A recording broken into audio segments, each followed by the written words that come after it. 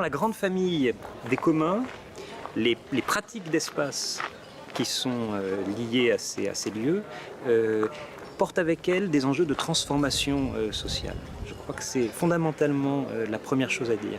Et cette capacité inhérente au geste artistique, qui est la capacité de création, là, elle est réinvestie dans des enjeux qui ne sont pas des enjeux de représentation, mais qui sont des enjeux de construction, donc de quelque chose qui est de l'ordre du monde commun, ce qui demeure.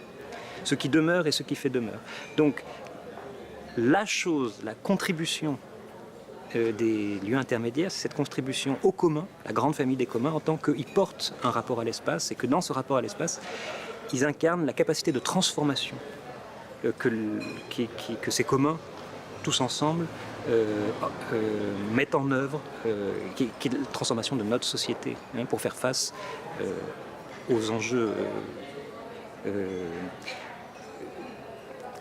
aux enjeux essentiels dans lesquels on est pris aujourd'hui, de changement de nos pratiques, de changement de nos modes de représentation mentaux et de nos organisations physiques et spatiales.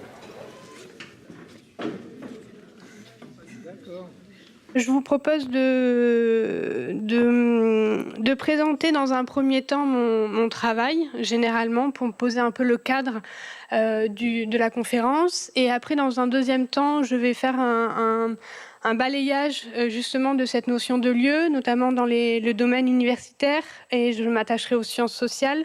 Dans l'opinion publique, qu'est-ce qu'on entend par cette notion de lieu, qui est illustrée principalement par la question du tiers-lieu, et enfin dans le domaine culturel et artistique. Après donc cet éventail des notions de lieu, j'aimerais me concentrer, vous présenter plutôt la notion de lieu hybride, qui est une notion que j'ai un peu élaborée à travers les différentes rencontres que j'ai effectuées dans le cadre de ma thèse. Et dans une troisième partie, je vous propose donc en conclusion de se demander qu'est-ce que ces notions, ou qu'est-ce que ces lieux hybrides peut nous dire des territoires ruraux, et également qu'est-ce qu'ils apportent à la réflexion sur l'aménagement et le développement des territoires ruraux. L'une des forces donc de ces lieux, c'est la quotidienneté, le rythme qu'ils installent dans les territoires. Et ces lieux vivent vraiment au quotidien et toute la journée. Ils sont ouverts et ils ne sont surtout pas dans l'attente d'un client ou d'un autre. Ils fonctionnent d'une manière autonome. Les artistes, ils sont présents, ils y travaillent. S'il y a quelqu'un qui passe, on lui ouvre le lieu pour qu'il boive un café. Mais la personne rentre dans un espace de travail. Donc, il est invité et non client. Donc, vraiment, ces deux dimensions, celle de l'hybridation et de la quotidienneté, elles m'interrogent énormément en tant qu'architecte.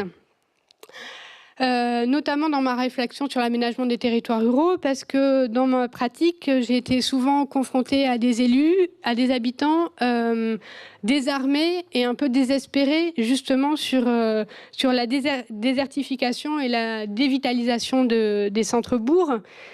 Mais là, c'est un peu des questions que je vais poser qui ouvrent le débat de cet après-midi.